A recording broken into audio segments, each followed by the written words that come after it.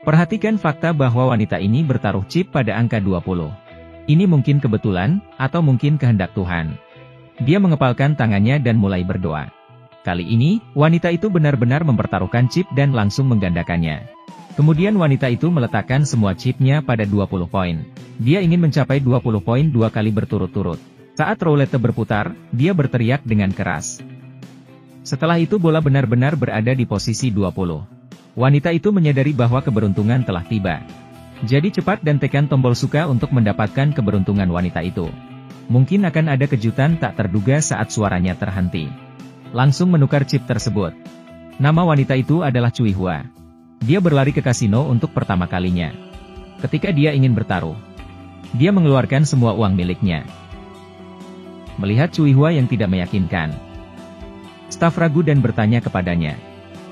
Sekarang staf juga dalam dilema, dan memberitahu Cui Hua. Jika kita tidak memiliki kekuatan, tidak boleh keluar untuk bermain. Langsung pergi ke meja judi dan bertaruh 100 chip dengan 20. Melihat Cui Hua yang tiba-tiba bertaruh, semua orang di meja itu memandangnya. Bahkan ada seorang pria di seberang juga memandangnya. Kemudian roulette diputar. Dia mengepalkan tangannya dan mulai berdoa. 20, Schwarz für ein Pass, nichts aus der Kleinen. Dia benar-benar memenangkan chip. Ketika chip didorong kepadanya, dia membuat keputusan yang lebih berani. Dia mempertaruhkan semua chip yang dimenangkannya pada posisi 20. Ketika roulette berputar, Cui Hua mulai mengepalkan tangannya, dan berteriak dengan keras.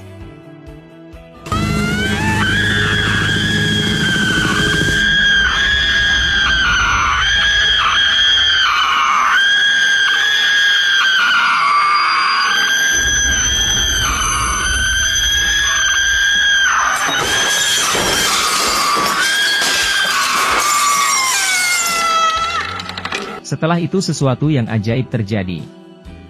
Bola kembali mendarat pada 20. Cui Hua membuat semua orang terlihat bingung. Langsung menukar chip tersebut dengan uang tunai. Karena sudah hampir jam 12, pacarnya meneleponnya. Dia harus segera menemui pacarnya, Wang Mao. Ternyata bosnya memberinya sekantong berlian. Memintanya untuk mengantarkan kepada pembeli. Transaksi selesai berjalan dengan lancar. Dia bergegas pergi dengan uang tunai di tas itu. Untuk menghemat ongkos, Wang Mao memutuskan untuk naik kereta bawah tanah. Tetapi pada saat ini, seorang gelandangan tiba-tiba terjatuh di depannya. Begitu Wang Mao membantunya, dia melihat dua petugas muncul di depannya. Sebagai seorang gangster, Wang Mao sangat ketakutan. Setelah berjalan beberapa langkah, dia ingat hal yang sangat penting, yaitu tas berisi uang. Ketika dia ingin kembali, dia dihentikan oleh kedua petugas itu. Uang 100.000 di tas itu dibuka dan dilihat oleh gelandangan itu. Jika uang itu tidak diserahkan kepada bos pada siang hari, maka dia akan mati. Jadi Wang Mao memutuskan untuk merampok supermarket seberang pada jam 12. Tapi ketika Cui Hua dengan cepat ke depan supermarket dengan uang yang dibawanya, tidak ada tanda-tanda Wang Mao di sana. Dia sangat khawatir terjadi sesuatu padanya.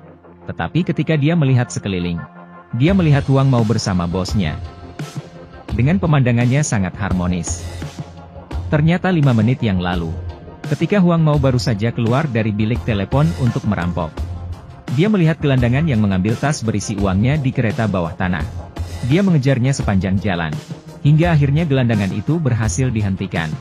Setelah berhasil mengambil uang itu, dia kembali. Pada saat yang sama bos tiba dan Wang Mao langsung memberikan uang itu. Melihat pacarnya berjalan menghampiri dan menciumnya, Cui Hua hanya terdiam. Kemudian mereka pergi dengan selamat, dan ada kejutan di tangan Cui Hua. Perhatikan bagaimana pria itu langsung membuka tasnya. Lalu mengeluarkan uang tunainya. Semua uang tunai dikeluarkan, dan siap ditukar. Aura sombongnya terlihat jelas, hanya memberitahu semua orang bahwa saya kaya. Tapi menghadapi penganiayaan, pria itu sebenarnya agak pemalu. Pria bernama Lawang ternyata memiliki kasino sendiri. Tetapi baru-baru ini dia menemukan hal yang aneh. Mengapa bisnisnya tidak berjalan dengan baik? Ternyata sekelompok orang datang ke sini. Mereka bahkan tidak menyapanya. Hendak mulai berbisnis di sini. Jadi Lawang membawa pria berjanggut untuk mencari tahu.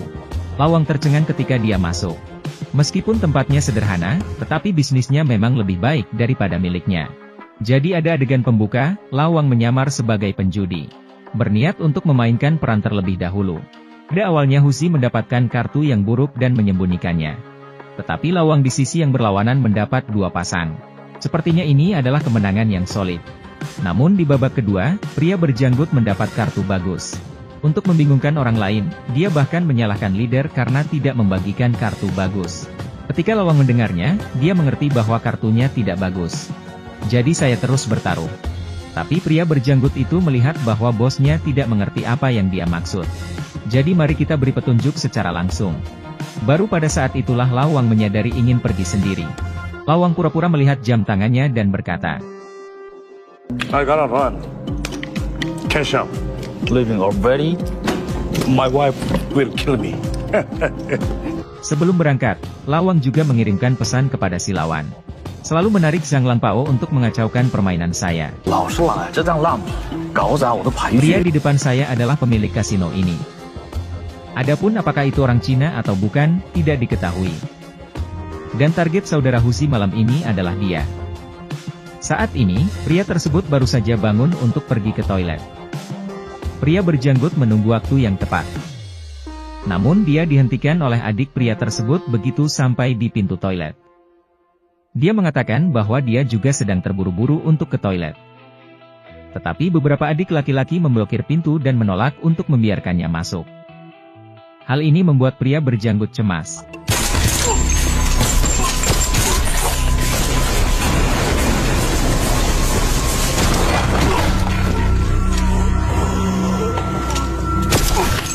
Pada saat ini, lelaki di dalam juga menyadari ada yang tidak beres di luar. Saat pria berjanggut itu menembak ke dalam, lelaki itu melompat keluar dari samping, dia mencoba menyerangnya. Tetapi dia ditendang oleh pria berjanggut saat dia mengambil pistolnya. Saat pria berjanggut itu mengangkat lelaki yang jatuh itu, lelaki itu merasa bahwa dia masih bisa berjuang. Tetapi keterampilannya sangat buruk sehingga dia baru saja bangun dan melompat beberapa kali. Terlempar ke tanah oleh pria berjanggut itu lagi. Segera setelah itu, hantaman benar-benar membuat pria itu kehilangan keefektifan tempurnya, jadi dia tidak memiliki kekuatan. Tetapi kasino adalah pekerjaan yang merugikan orang lain dan juga diri Anda sendiri. Jadi teman-teman, ingatlah untuk menjauhi judi.